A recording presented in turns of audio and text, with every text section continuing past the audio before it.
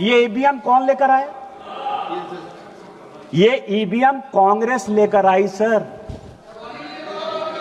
पहली बार ईवीएम, आपकी जानकारी के लिए, 1987 में पायलट प्रोजेक्ट के नाते राजीव गांधी जी लेकर आए। ये ईवीएम की पूरी हिस्ट्री है।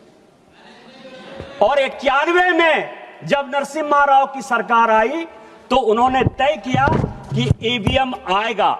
और ईवीएम आएगा, ऐसे नहीं आएगा सर। ये सारी रिपोर्ट है सर।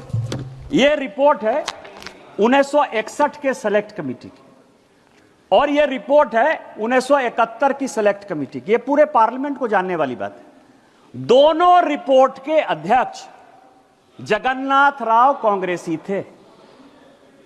और जो 1971 की रिपोर्ट बनी उसमें एचआर गोखले जो कांग्रेस के लॉ मिनिस्टर थे, और दोनों रिपोर्ट में क्या कहा?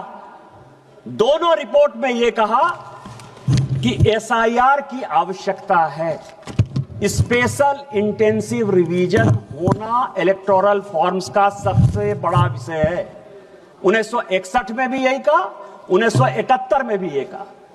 और दूसरी बात कही 1961 में कि चुनाव इलेक्ट्रॉनिक वोटिंग मशीन से होनी चाहिए, क्योंकि राजस्थान के तत्कालीन, जिस राज्य से आप आते हैं सर, राजस्थान के तत्कालीन मुख्यमंत्री मोहनलाल सुखाड़िया का भी चुनाव अवैध इसी आधार पर हुआ था कि पूरे के पूरे बूथ लूट लिए गए।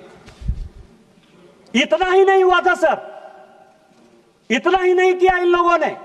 यदि चौटाला की बात करें तो पूरा का पूरा मेहम का चुनाव काउंटरमांड हो गया था। पटना का चुनाव पूरा आरजेडी ने लूट लिया था। इंद्र कुमार गुजराल प्रधानमंत्री के तौर पर वहां चुनाव लड़ने के लिए गए थे, पूरा का पूरा उन्होंने लूट लिया था।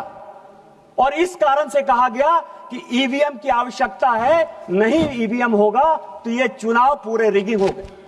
दूसरा, अटल बिहारी वाजपेयी जी इस कमेटी के मेंबर थे और एल.के. आडवाणी मेंबर थे। उन्होंने कहा कि बूथ वाइज काउंटिंग करो, क्योंकि आप लोग जब चुनाव के रोल को घुमाते हो तो उसमें बूथ से पता नहीं चलता है। तो क्या तर्क दिए गए आपको पता है सर? यह तर्क यह दिया गया कि बूथ वाइज यदि काउंटिंग करने लगेंगे तो जितने ये गुंडे बदमाश मवाली हैं वो वोटरों को मारेंगे।